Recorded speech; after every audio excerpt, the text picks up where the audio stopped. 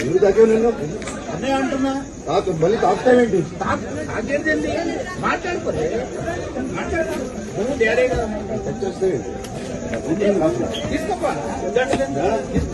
నువ్వేమన్నా చెప్పేది మా ఇంటికి వచ్చి నువ్వేమన్నా మా ఇంటికి వచ్చి మాట్లాడు నీకన్నా ఏంటి ముసోడు పక్క చెరుగు తప్పిన లోపలికి ఇస్తుంది.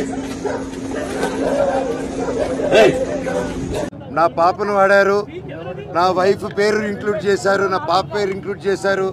ఇప్పుడు మా అమ్మను అడ్డు పెట్టుకొని హాస్పిటల్లో ఉన్నారని అబద్ధ ప్రచారాలు చేస్తూ అడ్మిట్ అయి ఉన్నారని కన్న తల్లి మీద ఇలా చేయకండి, మీకు దండం పెడతాను. మాట్లాడుకునేదానికి నేను ఎప్పుడు సిద్ధమే. Thank you. మనోజ్ గారు కొద్దిసేపటి క్రితమే సాయంత్రం వరకు సమస్య పరిష్కరిస్తామని చెప్పారు.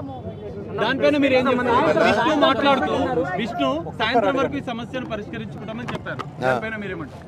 అయితే మంచిదే కదండి, అందరికి మంచి జరిగితే మంచిదే కదా, ఊరోళ్ళందరికీ మంచి జరగాలి. తిరుపతిలో ఉన్న వాళ్ళకి పెడతారా ఈరోజు?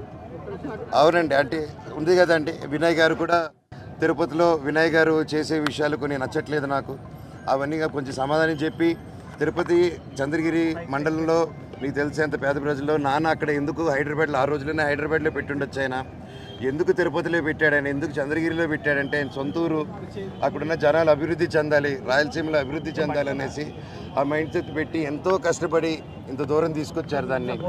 ఈరోజు ఎవరో వచ్చేసి దాన్ని ఒక ఎడ్యుకేషనల్ బ్యాక్గ్రౌండ్ ఉందో లేదో కూడా తెలియదు, వచ్చి అలా చేయడం, ఒక పేద ప్రజల్ని ఒక మీట్ అవ్వకుండా చేయడం అంటే నాన్నగారి దగ్గరికి వెళ్ళలేకపోతున్నారు, ఆయన వరకు రీచ్ అవ్వట్లేదు.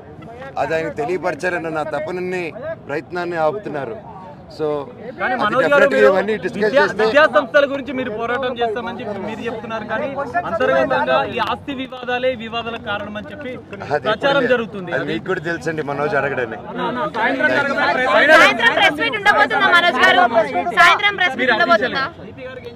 తప్పకుండా అండి, కాకపోతే క్రౌడ్ గ్యాదరింగ్ ఉండకూడదు అన్నారు కొద్ది రోజులు. సో అందుకోసమే నేను ఇది ఎలా చేద్దాం, ప్రెస్ మీట్ని ముందుకు రావడమా రిలీజ్ చేయడమా అనేది ఇంకొంచెం మా లోకల్ అంటే